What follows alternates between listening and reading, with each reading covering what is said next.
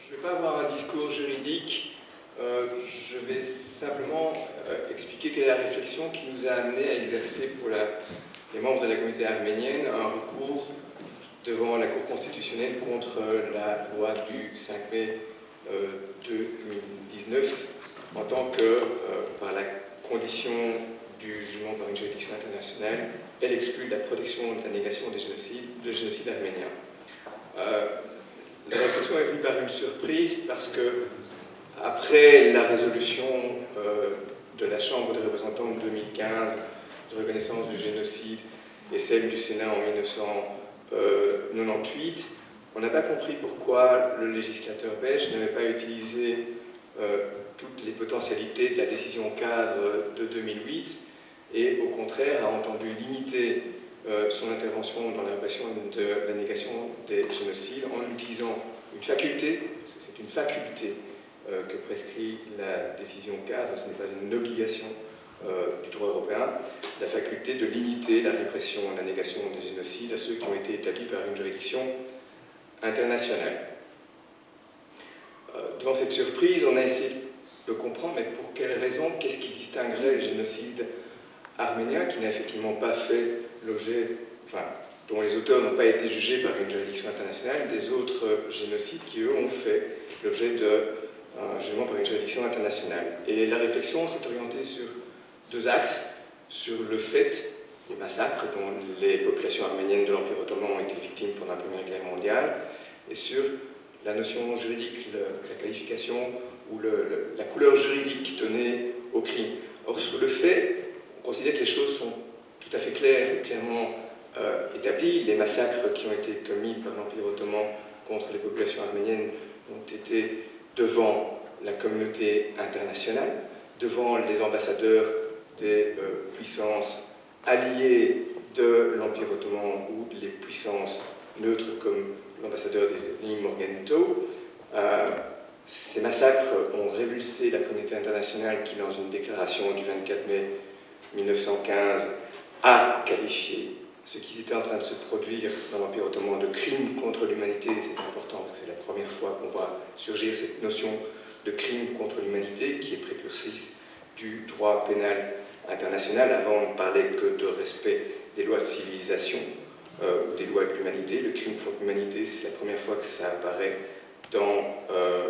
le discours de la communauté internationale. Et puis après la Première Guerre mondiale, c'est les dirigeants turcs, les dirigeants de l'Empire ottoman qui ont été les instigateurs du génocide, ont fait l'objet de jugements par des juridictions turques. Tous ces éléments-là montrent que déjà dans la tranche 1915-1920, le crime, le fait criminel était clairement établi, il n'était d'ailleurs pas sérieusement discuté. Et puis l'autre axe sur lequel on a réfléchi, c'est sur mais le crime contre l'humanité jugé par une juridiction internationale, d'où vient-il exactement? Or, en 1915, on voit émerger cette volonté de la communauté internationale de ne plus se laisser produire les actes les plus abominables contre les populations humaines et qui sont justifiés par le nationalisme. On a en pleine guerre la déclaration des puissances alliées contre l'Empire ottoman qui qualifie le crime de crime contre l'humanité et qui annonce que ces auteurs vont être poursuivis à la fin de la guerre. Et puis on a le traité de Sèvres de 1920 qui met en place les structures permettant le jugement des auteurs du crime contre l'humanité par une juridiction internationale. Alors, il n'y a pas eu de jugement par une juridiction internationale, mais pour des motifs qui tiennent à la réalité politique et aux intérêts divergents des puissances alliées à la fin de la Première Guerre mondiale et devant l'émergence de la Turquie d'Atatürk, cela n'est pas, pour moi, déterminant. Il y a à ce moment-là déjà une volonté très clairement exprimée de réprimer le crime contre l'humanité qui venait de se commettre. Et tous ces éléments-là ont alimenté la réflexion de Raphaël Nadetkine, qui est quand même l'auteur, le père de la notion du concept de génocide et qu'il a répété à plusieurs reprises, qu'il en est venu à s'intéresser aux crimes de masse et à la façon dont on pouvait les poursuivre, en ayant observé et en s'étant intéressé à ce qui s'était passé dans l'Empire ottoman en 1915. Tout ce travail-là a amené après, effectivement, à la Convention de 1948 sur le crime de génocide. Et au niveau de la structure et de la mise en place